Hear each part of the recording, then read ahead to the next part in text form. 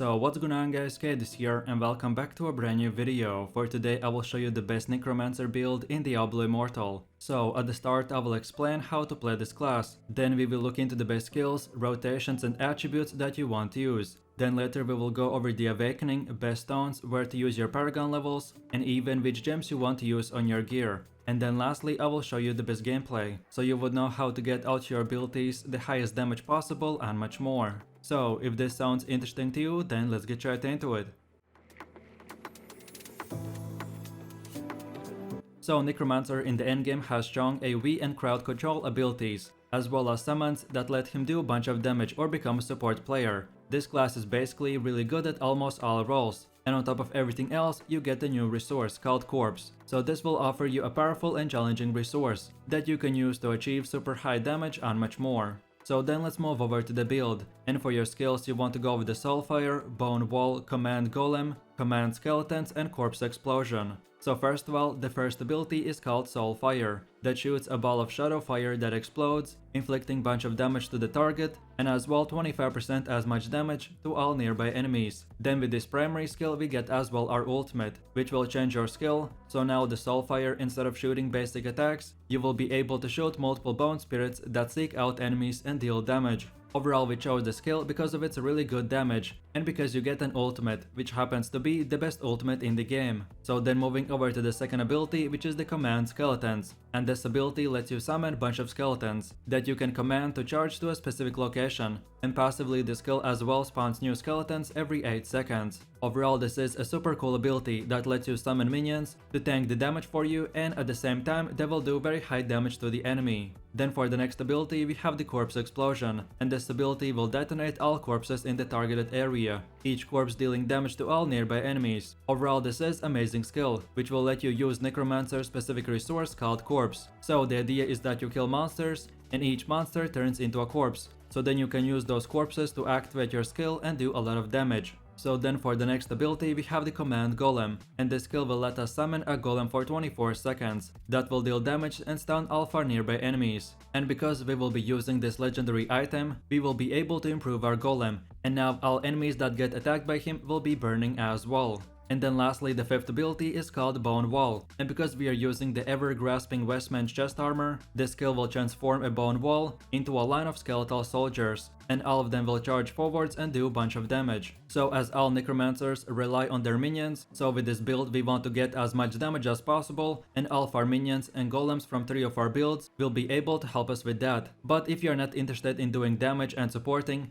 but you want to be 100% a support player, then I recommend specifically for you to switch to this build. So you want to take the Dire Curse instead of the Corpse Explosion, and you want to take the Bone Armor instead of Bone Wall. But like I said, only switch to this when you're specifically doing group content and you want to support your team, but for everything else use the first main build. So then moving over to the rotation, and you first of all want to start by running around the dungeon and aggro a bunch of monsters. Then afterwards use your Bone Wall to push the enemies into a tight spot. Then now use and command your golem to leap into the enemies. Then now use the Command Skeletons and command them as well. And then from here we just keep on spamming the Soulfire skill, and when you see a bunch of corpses on the ground, detonate them by using the Corpse Explosion ability. Remember that your main job as a Necromancer is to summon and command your minions while kiting the enemies, and if you ever can, then just keep on spamming the Soulfire basic attack, and that's about it. So then let's go over to the best Necromancer attributes, and the main attribute that you want to get is Intelligence, and then secondary attribute is Vitality.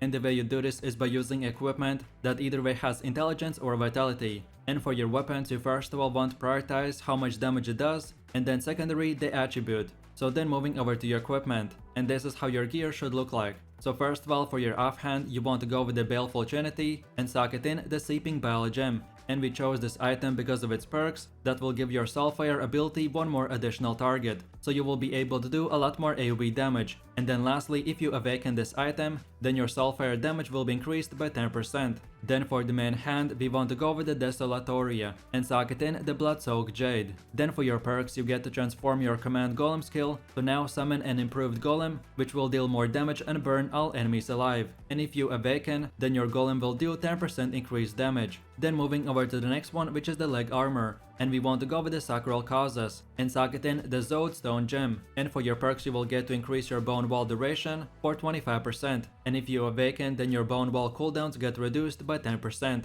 Then moving over to the shoulders, and we want to go with the Rasper and socket in the Carson's Invigoration gem. Then for your perks you make your corpse explosion detonate the corpses, but instead of one single explosion, now those corpses will turn into a poison smoke, which will do a bunch of damage over a longer period of time. And then lastly, if you awaken, then your corpse explosion gets a 10% increased damage. Then for one of the last items we have the chest armor, called Ever Grasping Vestments, and we put in the Berserker's Eye gem. Then for your perks you will get to turn your bone wall skill to now summon a line of skeleton soldiers that charge forwards and deal a bunch of damage, and if you awaken the skill, then your soldiers will get 10% increased life. And then lastly we have the helmet, which is called the Visitant Sign, and we put in the Everlasting Torment gem. Then for your perks, you increase your command golem duration for 20%, and if you awaken then your skills get reduced by additional 10%.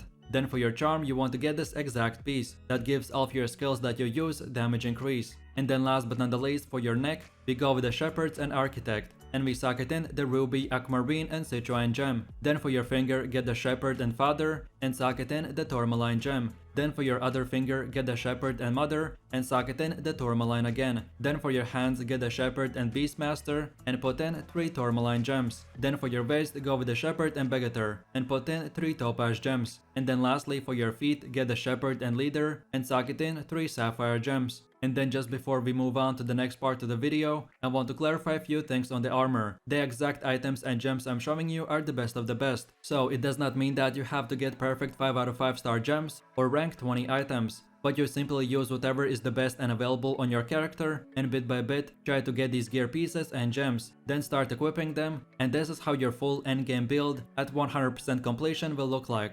So then moving over to Awakening, and like I mentioned, for each gear, legendary items in Diablo Immortal can be awakened to unlock another perk on your item. To awaken a legendary item you need the item itself and a legendary gem at rank 10, as this feature is meant for super late game, so don't try to expect all items awakened, but when you can, your priority should be on awakening the offhand called Baleful Trinity, then your leg armor called Sacral Causes, then your shoulders called Rotspur, and then lastly your main hand called Desolatoria. And then from here you can awaken whatever item you want in whatever order you prefer. So then moving over to the gems, and we already covered the best gems that you want to use on your items in the gear section of this video. But in case if you can't get your hands on the best gems, then in the meanwhile I want to give you a few best alternatives that will be good as well. So the best starter legendary gems are Everlasting Torment, Fervent Fang, Berserker's Eye, Carson's Invigoration, Zode Stone and Chained Death. And then for normal gems you want to get the Tourmaline, Sapphire and Topaz.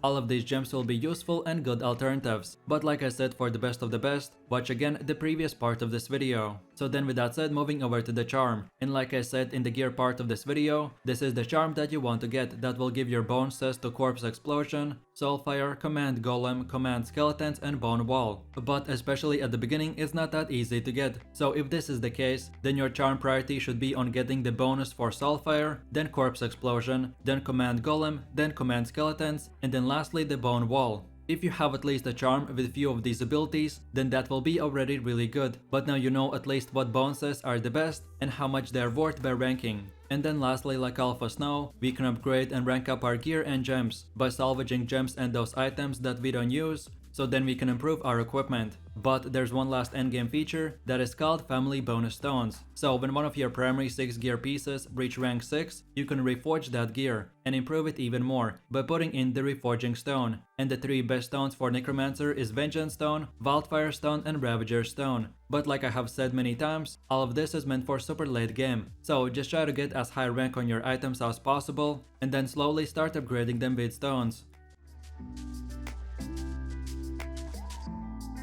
So then moving over to the last and most important feature, which is the Paragon system. So you start gaining Paragon levels after hitting level 60. Each level will grant you 1 Paragon point that you can allocate into any open category. In general there are 5 categories and each one gives you more defense, XP bonuses and much more. So then for your Necromancer, right after you reach max level and start gaining Paragon levels, you want to put your points into the Vanquisher category. And this is how your first 50 points should look like. So I recommend to unlock first of all the first damage node, then Zeal, then the second damage node, and then the Wrath. And then from here you can unlock all the other nodes, in whatever order you prefer. But then, as I expect many players will be playing and watching this video many months in the game, so then for players with Paragon level 100, this is how your Paragon tree should look like. And then lastly, for players that have 150 points, then this is how it should look like in the very late game, and that's about it. So with that said, I really do appreciate everyone for watching guys, and I hope you enjoyed it. If you have any suggestions, feedback, or other good Diablo Immortal builds that you would like to see in the next video, then feel free to leave your comments in the comment section down below. And while you're doing that, please click like, subscribe, and enable that notification bell, so this way you could support the channel and you won't miss any more amazing content from me. With all this said, you have a nice day, and I will see you in my next video, so take it easy,